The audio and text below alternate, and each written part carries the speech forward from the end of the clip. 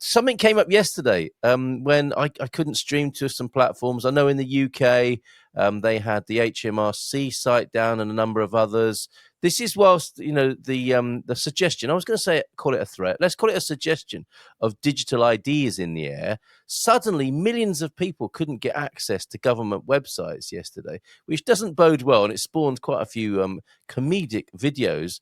And then you were saying precious metal prices going through the roof. Some things happening. What do you think is happening, Mel? Can I put you on the spot?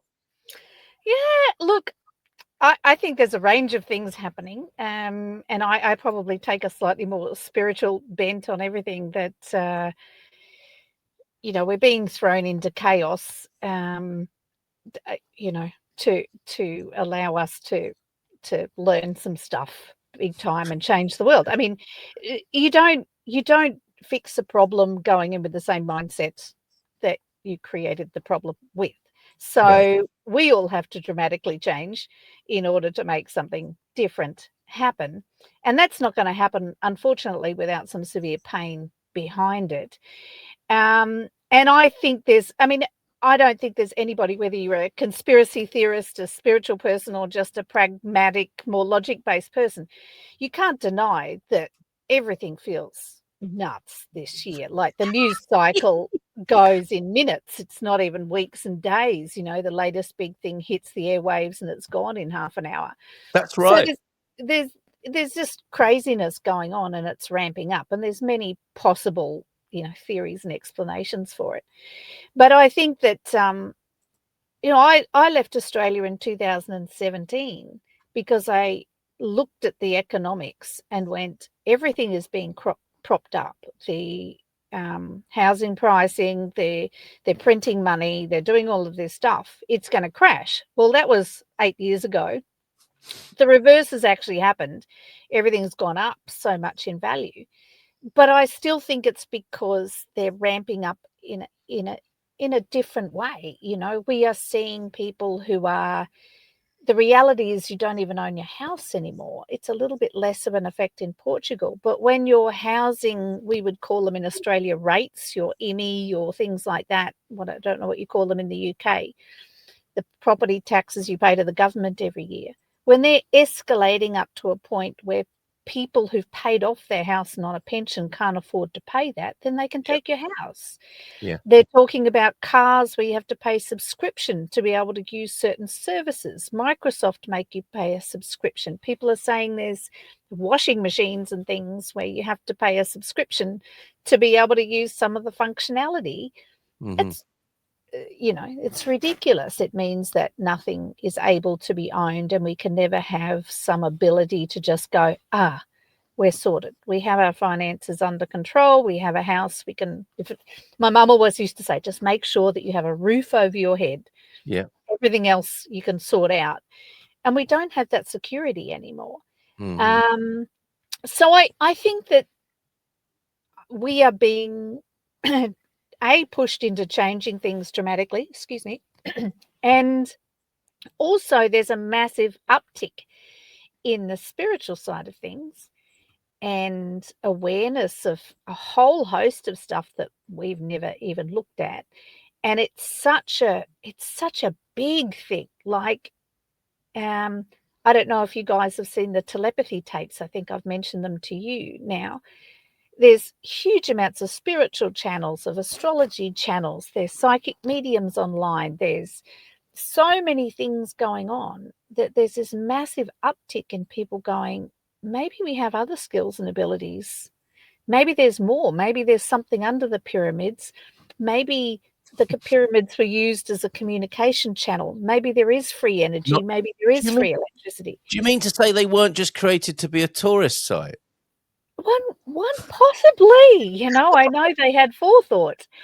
And Right. how they got those huge blocks of things and the precision and just common sense, which it never occurred to me till 10, 15 years ago, and now you just look at it and go, gosh, we're dumb. You look at the intricacies in all of the churches and the buildings, the famous buildings and landmarks, in a time when they weren't using electrical tools and Yeah. machinery. Right. Yes. But why did they spend that much time on that building? Like, what, I know we like to make things pretty, and I can understand if, say, it's a palace or someone's house, but public buildings, why did they spend that much time and energy? And now you look at it, and there's a lot of discussion that the windows in churches bring in a certain level of energy, the frequency, the way that churches are designed when you play music in there. We know that music sounds different in a church. If you sing a hymn in a church, or there's an organ in a church, it has different acoustics. They're saying that there's the bells are used for specific frequency of healing. They're talking about healing frequencies that you find in church buildings. That the steeples are used, potentially were used as communication devices with other churches, so you could send messages backwards and forwards. There's all this sort of stuff, and I think we're being distracted from it. I think You that's could say that. You could quite easily come to that conclusion, couldn't you? Like, this the Burqa news story I find is a really good example of that. Absolute lightning rod of a story that was processed very quickly, although it still has to have the rubber stamp from the president, who needs to sort of saber rattle a bit about that from a constitutional point of view. But whilst it's an emotional and highly charged issue, it's not exactly world changing, is it? I don't imagine there are many women complaining about having to wear a burqa in Portugal in the grand scheme of things. But it's a front page domination.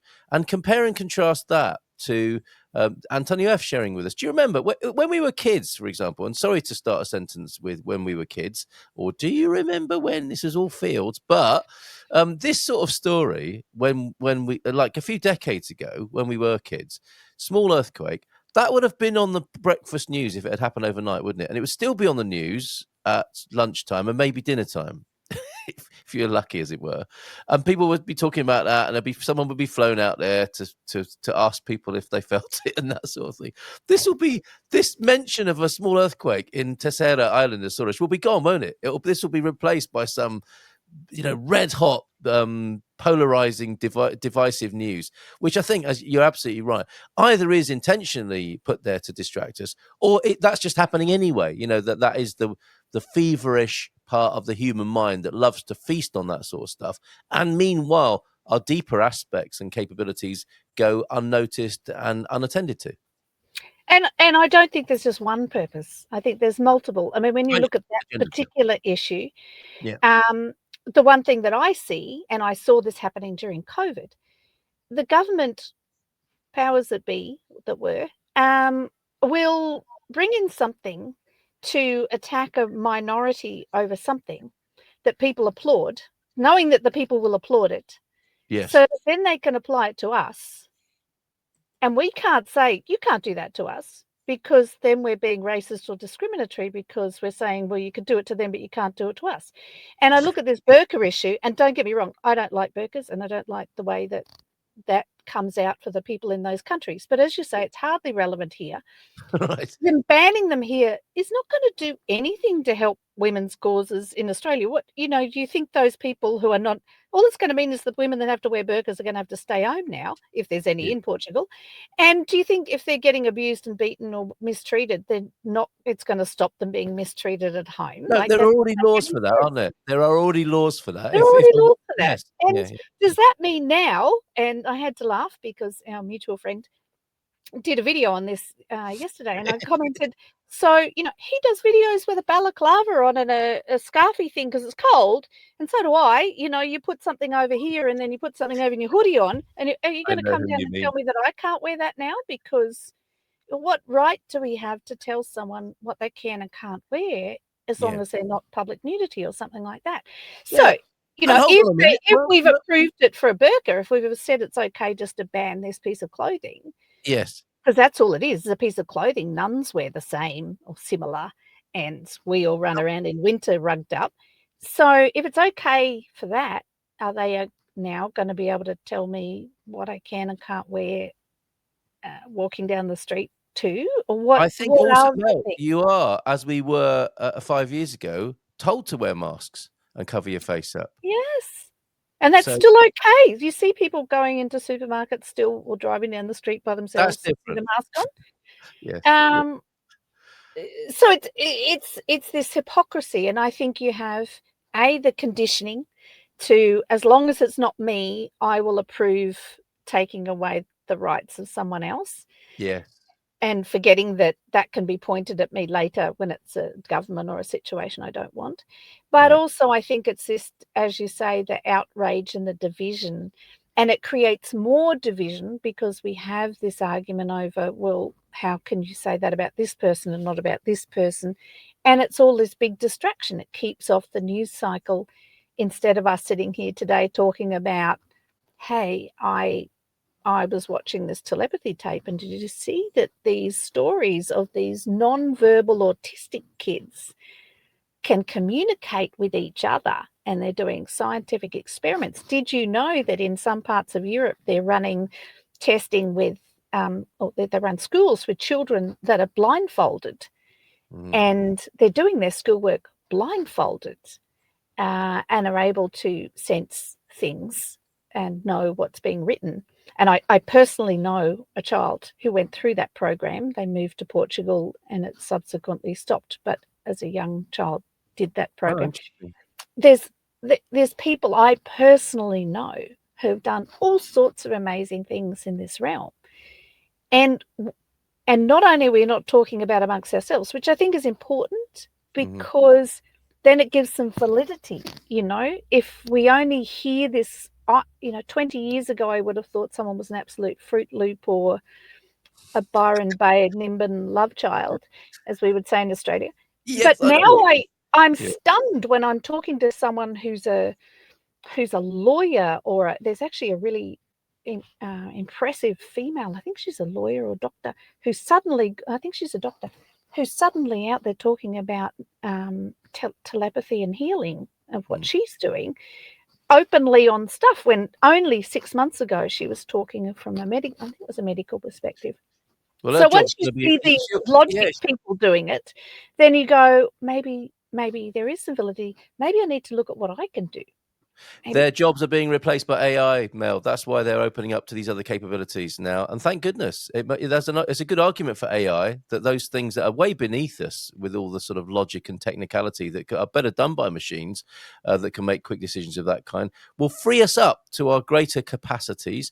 Jackie is saying people are searching for something. I think, yeah, I mean, to answer that question, what's happening, in many ways, we are being urged, sometimes forced, to think how we're doing things, how things are done, might not be the best way to do this. It's not working very well, and I think we see a lot of that happening around us.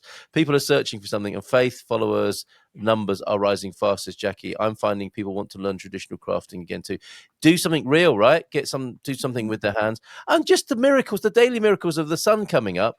Birds are getting ready to fly to Africa at the moment. We need bloody sat-nav to do something like that. These little creatures, tiny, vulnerable, beautiful, feathered little friends of ours, are making a lot of noise at the moment, poised ready to fly to Africa. No human being now is in a condition to do anything like that, are they? Because we've made ourselves so dependent on other systems, and ideas and thought forms and prejudices and stuff, etc., judgments. So thank you, Mel, for that conversation on that. It's taken us a little past 9 o'clock this morning, and we'll hopefully return to that conversation about moving as a couple or family and moving as a single person. There are a number of YouTube channels that focus on that, and it's always very interesting to hear what people have to say about that. I think it is quite challenging in many ways to move as a single person, and I'm sure you'll be able to share a little thing or morsel or two on that next time we see you.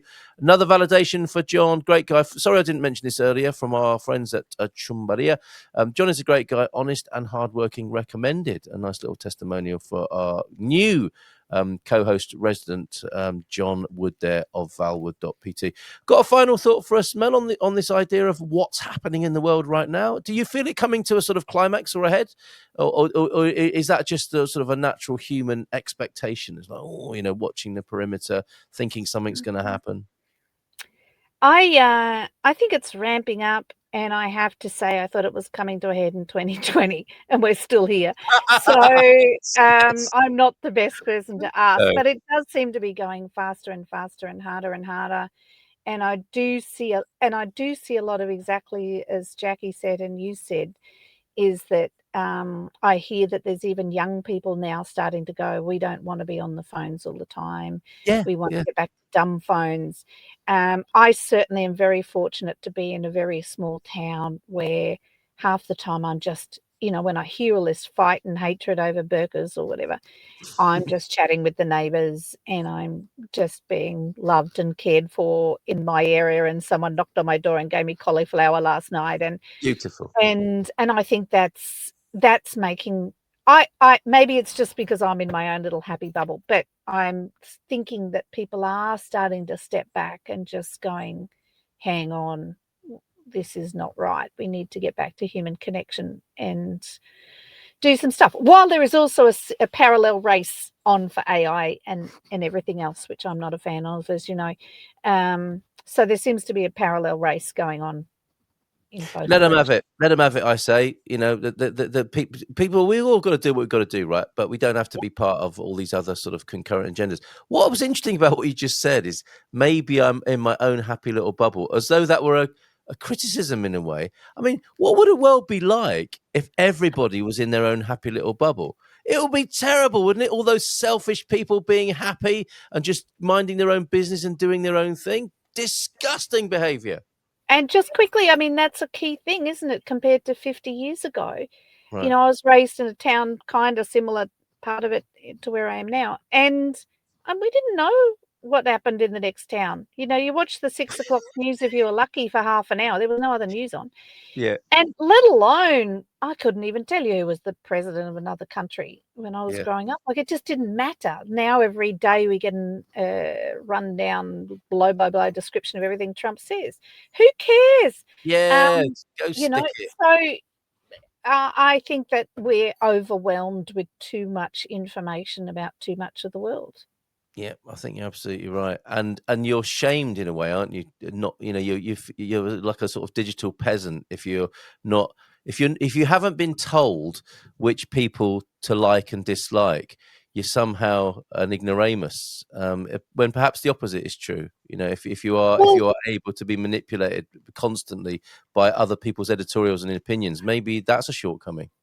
the other side of it is I think you attract around you what you're looking for, because people don't even raise these discussions with me Mm, potentially outside of this forum. In my day-to-day life, the people that I interact with in my local cafes, and there is a little bit of language barrier, but we're talking about our houses, our children, our kids, the grandkids, the the coffee, the food, the prices locally, what we're doing. beautiful. I don't have a discussion.